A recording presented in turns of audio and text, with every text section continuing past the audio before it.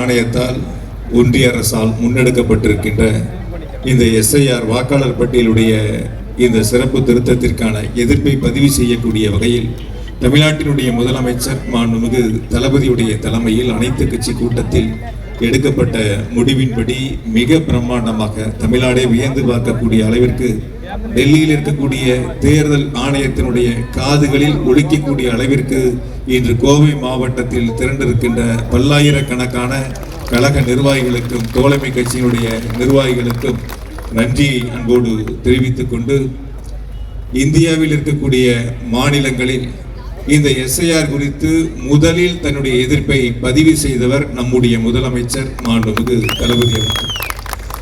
வாக்களிப்பது நம்முடைய உரிமை. அந்த உரிமையை ஒன்றிய பாஜக அரசு தேர்தல் ஆணையத்தின் மூலமாக பறிப்பதற்கான முயற்சியை முன்னெடுத்திருக்கின்றார்கள்.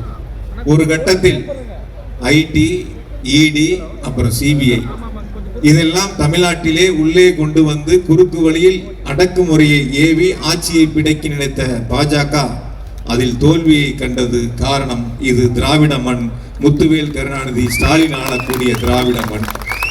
சரி, IT, ED, CBI முடியாததை வேறு எதை வைத்து சாதிக்கலாம் என்று நினைத்த பாஜக அரசு இப்பொழுது தேர்தல் ஆணையத்தை கையிலே எடுத்து பீகாரை போல தமிழ்நாட்டில் லட்சக்கணக்கான வாக்காளர்களை, உரிமையுள்ள வாக்காளர்களை நீக்குவதற்கான பணியை முன்னெடுத்திருக்கின்றார்கள். நம்முடைய முதலமைச்சர் மாண்புமிகு தளபதி அவர்களும் தோழமை கட்சியினுடைய தலைவர்களும் தொடர்ந்து வலியுறுத்துவது, இந்த தேர்தல் ஆணையம் ஏன் இந்த அவசர கோலத்தில் இப்படி இந்த முன்னெடுப்பை எடுத்திருக்கின்றார்கள். 30 நாட்களில் ஏறத்தாழ 7 கோடி வாக்காளர்களுக்கு படிவங்களை கொடுத்து அதை பூர்த்தி செய்து திரும்ப பெற்று அதை ஆன்லைனில் ஏற்றி இறுதி வரைவு வாக்காளர் பட்டியல் வரும் என்று சொன்னால் நிச்சயம் இது முடியாது என்பதை அனைவரும் தெரியும். தேர்தல் ஆணையத்திற்கும் இது தெரியும். தெரிந்தும் கூட இது போன்ற முன்னெடுப்பை தேர்தல் ஆணையம் எடுத்திருக்கின்றன. ஏறத்தாழ பீகாரில் 65 லட்சம் வாக்காளர்கள் நீக்கப்பட்டார்கள்.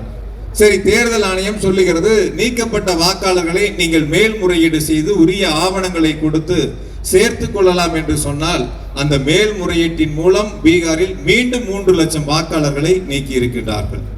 இப்படி 68 லட்சம் வாக்காளர்கள் நீக்கப்பட்ட பீகாரில் கூடுதலாக சேர்க்கப்பட்ட வாக்காளர்கள் 21 லட்சம் பேர்.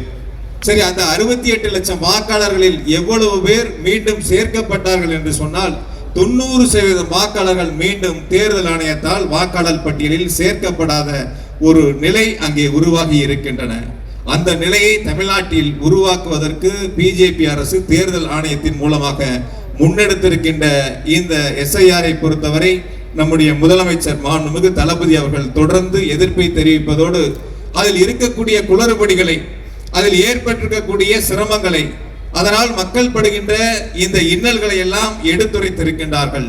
பொதுவாக தேர்தல் ஆணையம் இதை காதிலே வாங்குவதில்லை.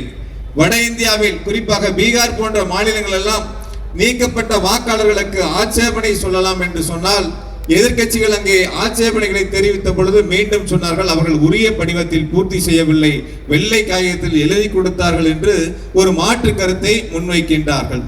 இப்படியாக எல்லா ஆவணங்களிலும் ஆதாரை இணைக்க வேண்டும் என்று சொல்லுகின்ற ஒன்றிய அரசு இந்த வாக்காளர் அடையாள அட்டையுடன் சேர்த்து வாக்காளர் பட்டியலோடு ஆதாரை இணைப்பதற்கு எதிர்ப்பை தெரிவிக்கின்றார்கள்.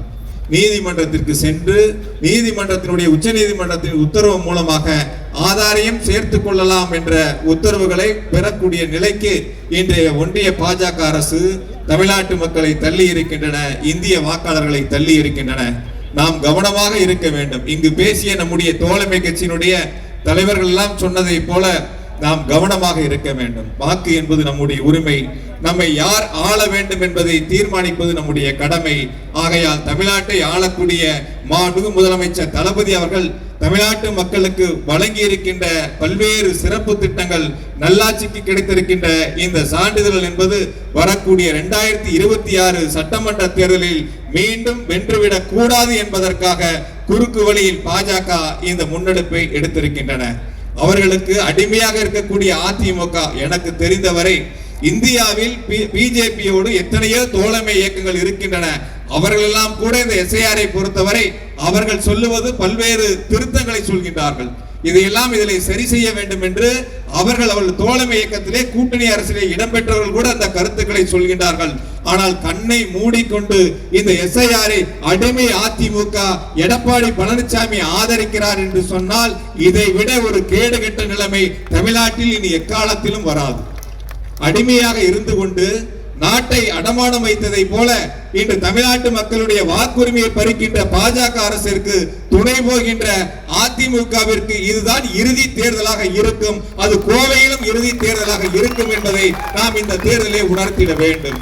அதில் நாம் செய்ய வேண்டிய முதல் கடமை நம்முடைய வாக்குரிமையை வாக்காளர் பட்டியலில் நிலைநிறுத்திட வேண்டும். ஒரே ஒரு கருத்தை சொல்லி நிறைவு செய்கின்றேன்.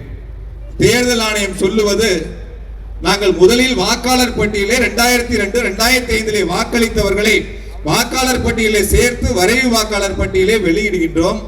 அதில் பெயர் விடுபட்டால் நீங்கள் முறையீடு செய்து மீண்டும் உங்கள் பெயரை இணைத்துக் கொள்ளலாம் என்று சொல்கின்றார்கள். அதைத்தான் ஒரு கருத்தை சொன்னார்கள்.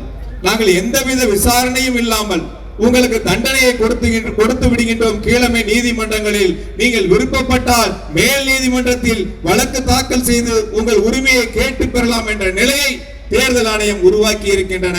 அந்த தேர்தல் ஆணையத்தை இயக்குவது ஒன்றிய பிஜேபி அரசு. கடந்த 2021 ஒரு தொகுதியில் கோவை பிஜேபி வென்றது. இந்த 2026 ஒரு தொகுதியில் கூட பிஜேபியும் அதிமுகவும் வென்றுவிடக் கூடாது. 10 தொகுதிகளும் நம்முடைய முதலமைச்சர் மாண்புமிகு தளபதி தலைமையிலான மதசார்பற்ற முற்போக்கு கூட்டணி வென்றிட வேண்டும். நம்முடைய கொங்குநாடு மக்கள் தேசிய கட்சியினுடைய பொதுச் செயலர் சொன்னதை போல வாக்களித்தவர்களுக்கு செய்த நன்மை அளவிற்கு வாக்களிக்காத கோவை மக்களுக்கும் சரித்திர திட்டங்களை தந்தவர் நம்முடைய முதலமைச்சர் மாண்புமிகு தளபதி அவர்கள். அவினாசி சாலை மேம்பாலமாக இருக்கட்டும், கடந்த ஆட்சியில வெறும் 80 கோடி ரூபாய்க்கு வேலை செஞ்சாங்க. அவங்களும் இனிப்பு கொடுத்து கொண்டாடுறேன்னு சொல்றாங்க. கொஞ்சம் கூட வெக்கமான இல்லாம முழுசா நிதியை கொடுத்தவர் நம்முடைய முதலமைச்சர், பணிகளை முடித்தவர் நம்முடைய முதலமைச்சர்.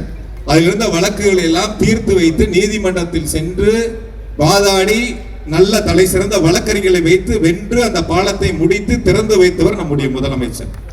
பெரியார் நூலகம், செம்மொழி பூங்கா, ஐடி பார்க், சாலை வசதிகளுக்காக சிறப்பு நிதி, தொழில்துறையிலே புரட்சி, தங்க நகை செய்பவர்களுக்கு பூங்கா என கோவை வரலாறு காணாத வளர்ச்சியை இந்த 4.5 ஆண்டுகளில் மாண்பு முதலமைச்சர் அவர்கள் வழங்கி இருக்கின்றார்கள். ஒரு எம்எல்ஏ கூட இல்ல, நம்ம கிட்ட 10 எம்எல்ஏ இருந்தா, 2 அமைச்சர் இருந்தா எந்த அளவிற்கு நம்முடைய மாவட்டம் இன்னும் வளர்ச்சி பெற்றிருக்கும் என்பதை நம்முடைய கோவை மாவட்ட மக்கள் உணர்ந்து பார்க்க வேண்டும், நினைத்து பார்த்திட வேண்டும்.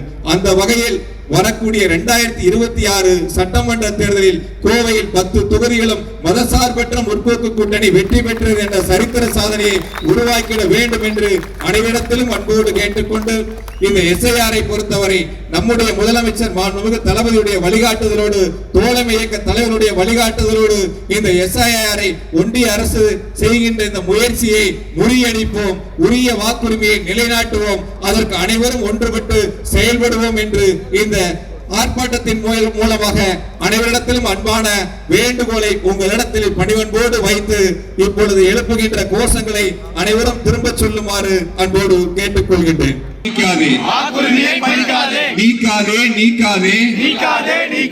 தமிழர்கள் வாக்கை நீக்காதே,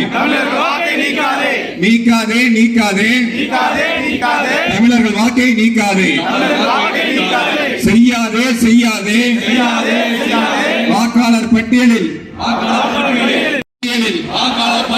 முறைகேடு செய்யாதே. என் வாக்கு என் உரிமை, திருடாதே திருடாதே வாக்கை திருடாதே, சிதைக்காதே சிதைக்காதே மக்களாட்சியை சிதைக்காதே. வெல்லட்டும் வெல்லட்டும் தளபதி மு க ஸ்டாலின் ஆட்சி வெல்லட்டும்.